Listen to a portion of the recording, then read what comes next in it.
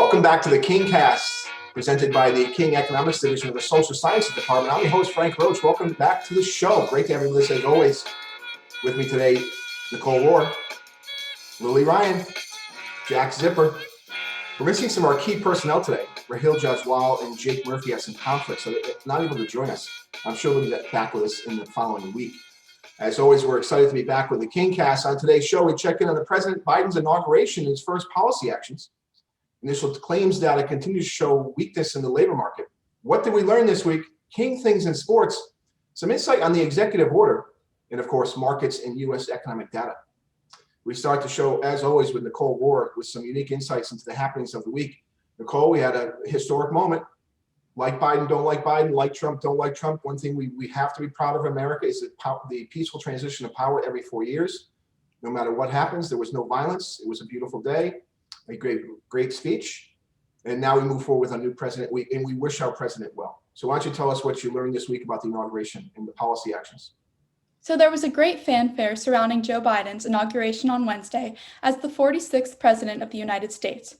There was a spectacular fireworks display, a plethora of celebrities, a poetry reading by a poet laureate, and concerts featuring top artists, all to celebrate the transition of power.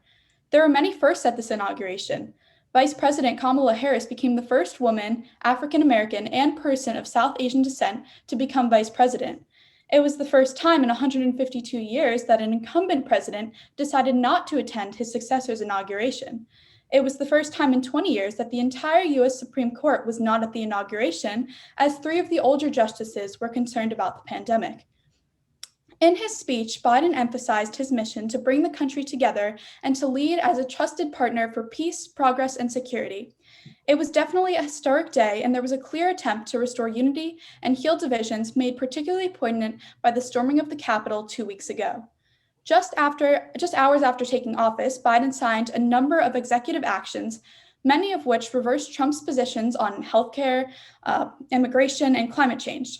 Among those were, on health, Biden mandated masks and physical distancing in federal buildings and on federal lands. On immigration, Biden reversed the travel ban aimed at Muslim-majority countries and ended the emergency funding for the construction of Trump's border wall. On climate change, Biden rejoined the Paris Climate Accords. Biden also revoked the permit for the Keystone Pipeline because of concerns on the impact to the environment. The Keystone Pipeline is an oil pipeline system to carry oil from Canada to Nebraska to interconnect to another pipeline system.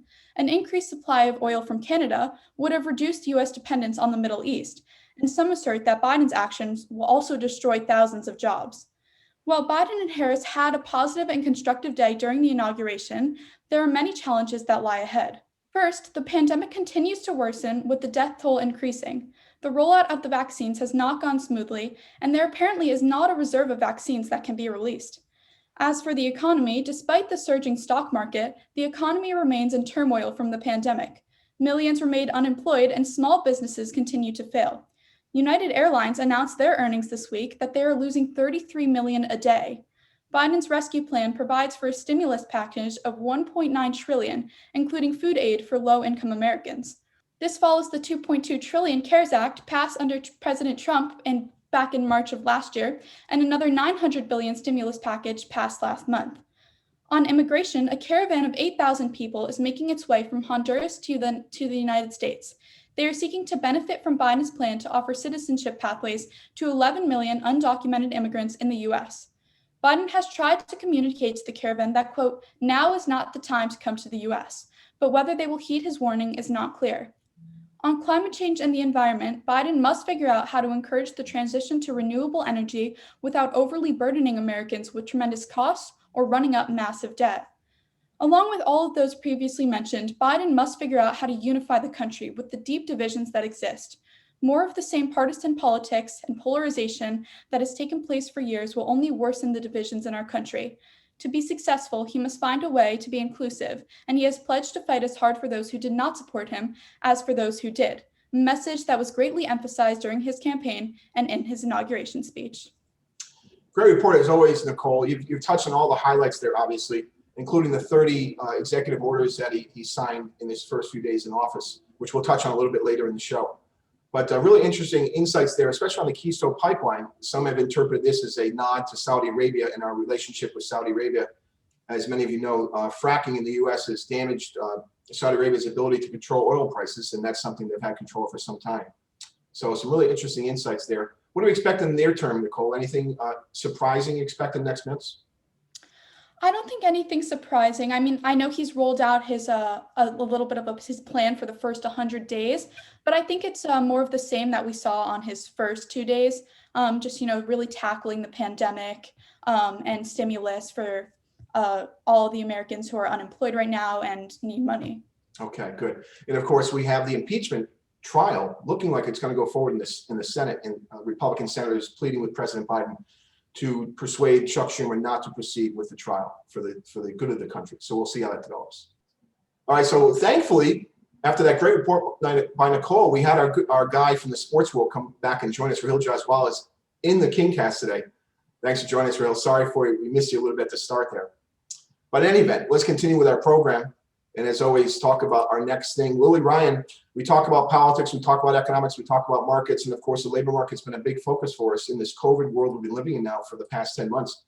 Initial claims data has been a real concern for many people. What's going on with initial claims for the week ending January 23rd? So jobless claims continued to decline last week as the ongoing surge of COVID cases added to America's unemployment problem. On Thursday, the Labor Department reported that jobless claims totaled 900,000 for the week ended January 16th. That was slightly less than the Dow Jones estimate of 925,000 and below the previous week downwardly revised total of 926,000.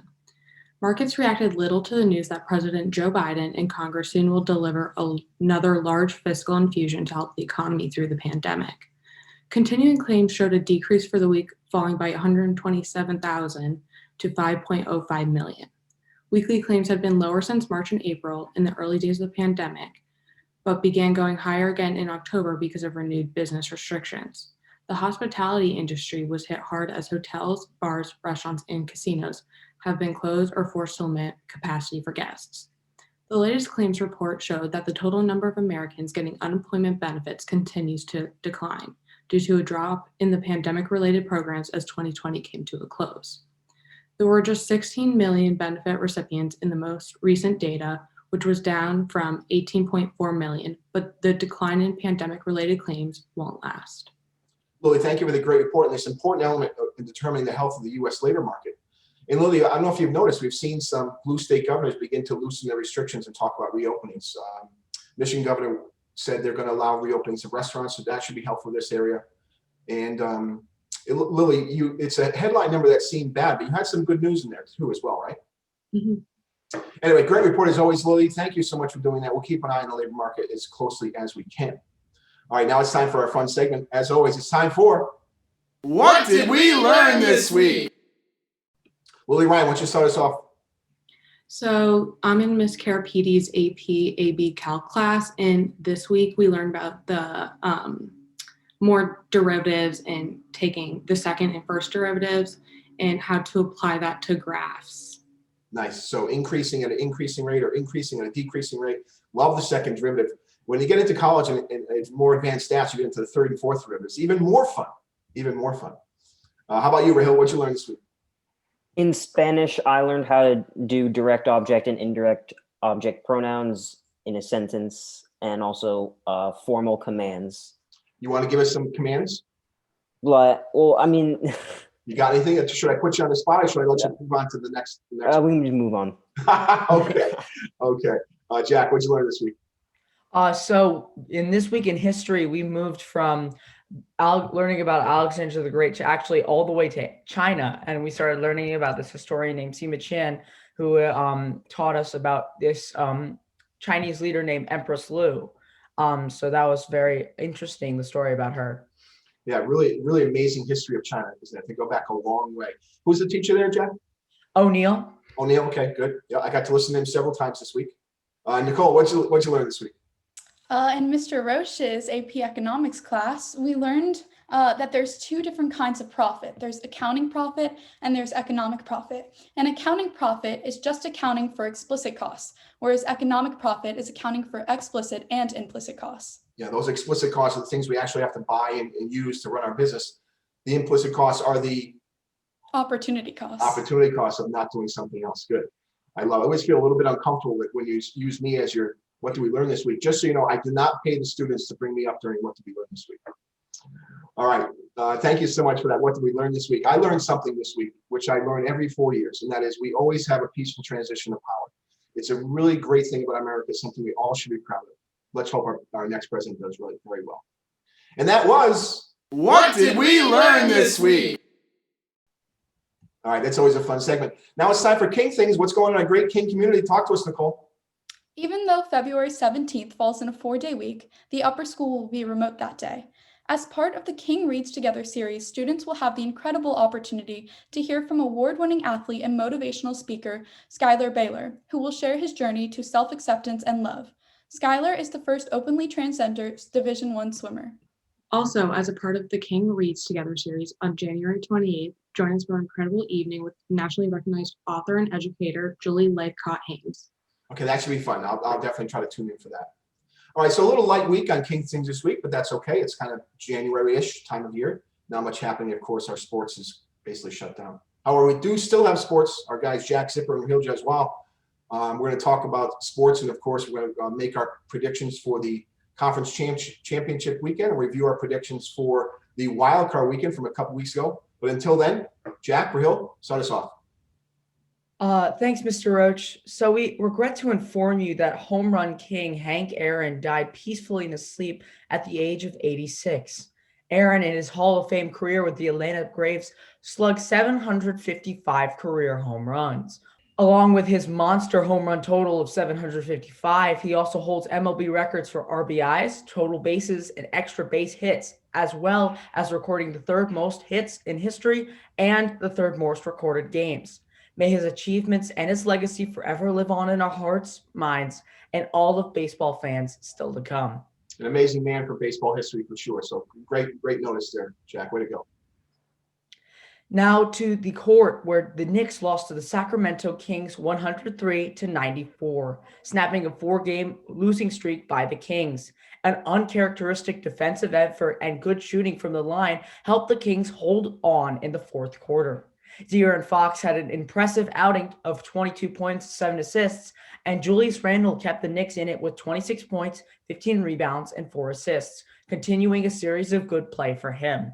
The Knicks slipped back down below 500, but Knicks fans have not given up hope for now. We're going to do that again. Start from the Knicks. 3, 2, 1. The Knicks slipped back down below 500, but Knicks fans have not given up hope for now.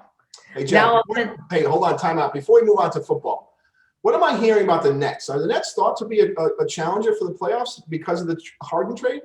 Well, you have James Harden, KD, and Kyrie. That's 3 awesome generational talents.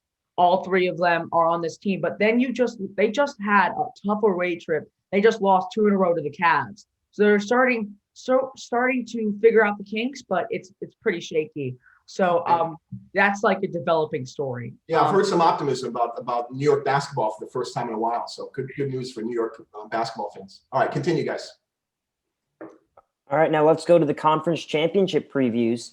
In the NFC, we have the Green Bay Packers versus Tampa Bay Buccaneers. QB matchup for the ages.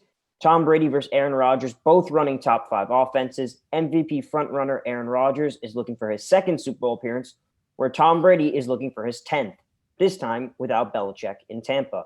Get the popcorn out because this one's going to be a good one. That one is at 3 p.m. Eastern time. In the AFC, we have the defending champion Kansas City Chiefs versus the Buffalo Bills. In another matchup that is sure to be a good one. Josh Allen, Stephon Diggs headline a red-hot Bills team, whereas the Chiefs and Patrick Mahomes barely held on last week against the Browns. The Chiefs announced earlier this week that Mahomes is good to go against the Bills. However, the question is whether he is 100%. Nevertheless, be on the lookout for an awesome game. The kickoff is at 6:40 p.m. Okay, I always love conference championship weekend. Great fun. And for a Patriots fan to be able to enjoy Tom Brady for another conference championship, that's fantastic. 14 in his career, most conference championships in most teams. Anyway, we need to make some picks. We need to discuss our wild card picks. Okay, so let's just take a moment. All right, so let's go back first. Okay, so we had the Colts Bills. I think we're all in the Bills, right? Oh, yeah. All right, so good call there. Rams Seahawks. I think I was on the Hawks. I know, Jack, you made a nice call on the Rams. Jack was on the Rams, yep. You were on the Rams as well, Rahil? No, I was on the Seahawks. Yeah, we were both on the Hawks. So Jack wins that one, doing his little dance there in the camera. Of course, we had the Bucks against the Washington football team. I was on the Bucks. Where were you guys? We were all in the Bucks. We were all on the Bucks. Okay, so nice calls there. Ravens, Titans. I think we were all on the Ravens. Yes, we are all on the Yeah, Ravens. that was a good game. Yeah. Some amazing quarterback play for sure. And 48-yard touchdown. Oh my God. What's that? Oh, Lamar Jackson, that 48-yard run. Yeah, really impressive. Beautiful. They don't have a run defense, obviously. Anyway, the Bears, Saints. I think we're all on the Saints, right? Yeah, we were all in States there. And then we had the Browns, Steelers. I was the victor there out of sympathy only. No insight of football analysis. Just going with the Browns. But I'll take that one. I'll take that victory. You two picked the Steelers, so you're out. All right, guys, what do you have? We have Bucks at Green Bay. In the snow, cold weather, Lambeau Field. Green Bay. It's Green Bay. Okay. First of all, they're in the snow. So Tampa Bay is at a huge disadvantage there. And then second of all, Aaron Rodgers has all the momentum, has all the fuel right now. I think Green Bay gets it. Okay, Rahil?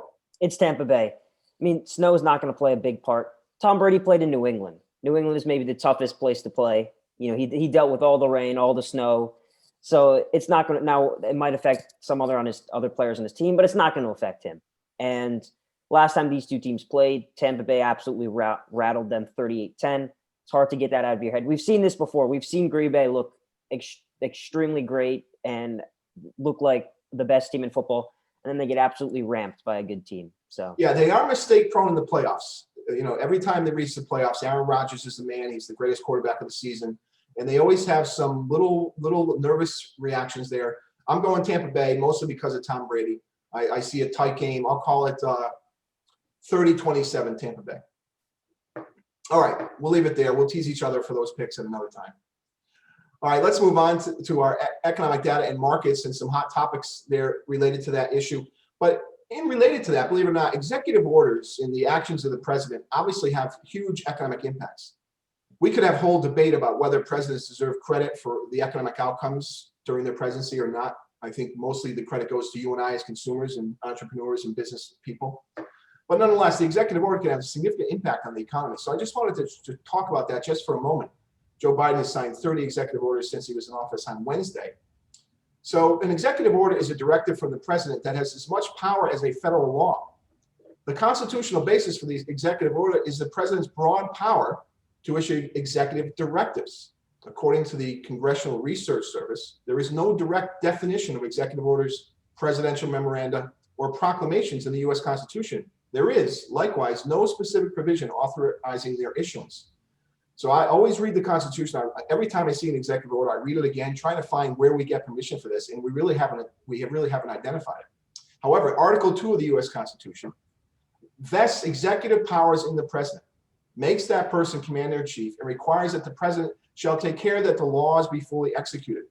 Laws can also give additional powers to the president, and that's the basis on which we have court approval of the executive order. While the executive order can have the same effect as a federal law under certain circumstances, Congress can pass laws to override executive order, although those laws are subject to the veto of the president. Of course, President Trump tried this when he first came into office, and Democrats immediately went that route. Every president since George Washington has used the executive order in various ways. Washington's first orders were for executive departments to prepare reports for his inspection, and a proclamation about Thanksgiving Day holiday. After Washington, other presidents made significant decisions via executive orders and presidential proclamations. President Abraham Lincoln suspended the writ of Habeas Corpus that was very, very widely debated during that time. During the Civil War, using executive orders in 1861. Lincoln cited his powers under the Constitutional Suspension Clause, which states the privilege of the writ of habeas corpus shall not be suspended unless when in case of rebellion, an invasion of public safety may require it. Even to this day, the president is criticized for that action. President Biden has already signed 30 executive orders since Wednesday afternoon. Just a little rundown on the executive orders since 1970s. President Trump issued 220 executive orders in his 4 years. President Obama, 276 executive orders in his 8 years. President Bush, 43, 291 in 8 years. President Clinton, 364 in 8 years. Bush, 41, only 166. Notice the people with the 1 year terms obviously have far fewer executive orders.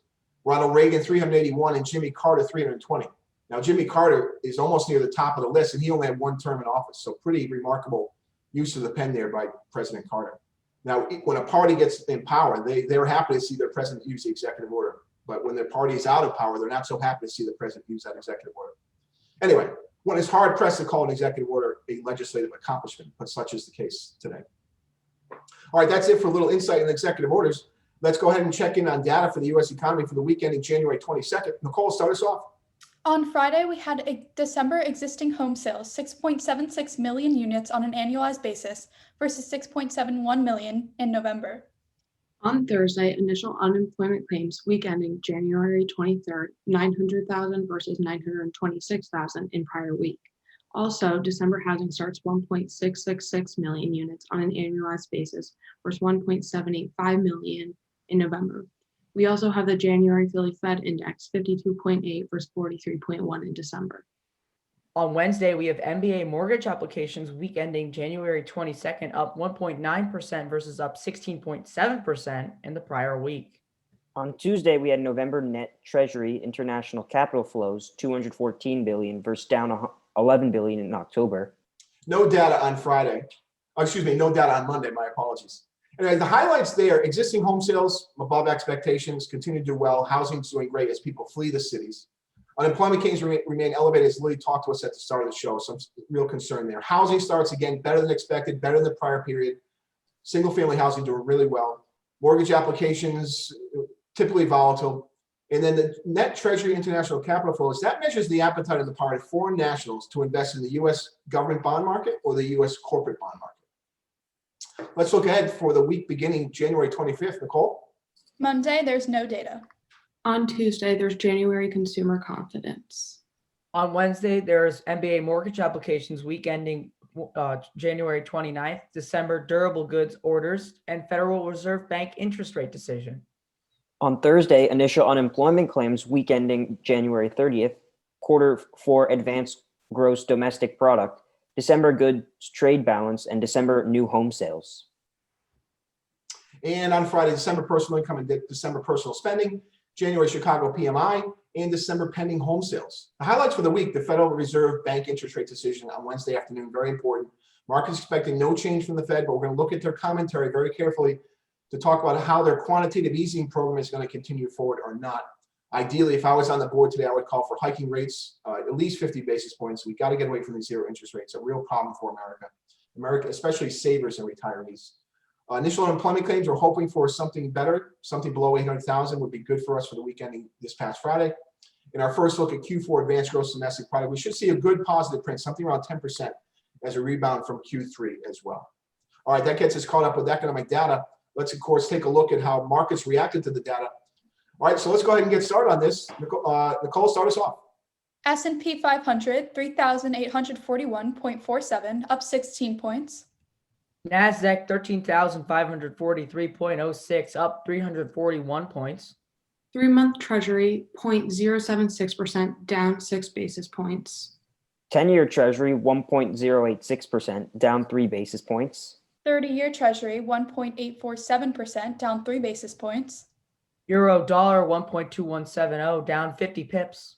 Dollar yen 103.77, up 16 pips. Sterling 1.3680, up 120 pips.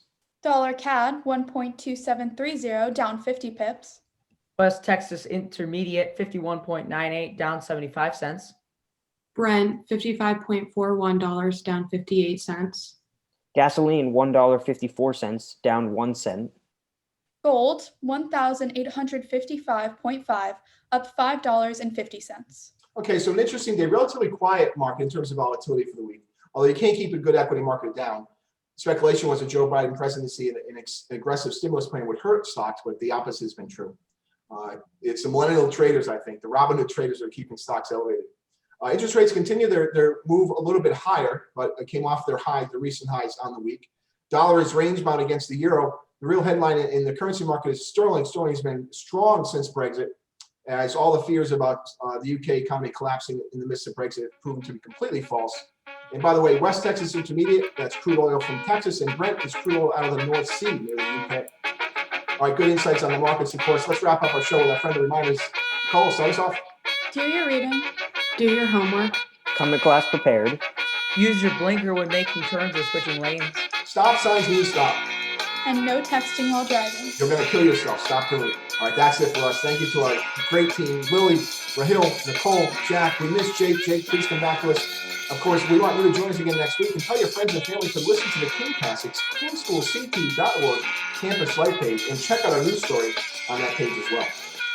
We're out of here.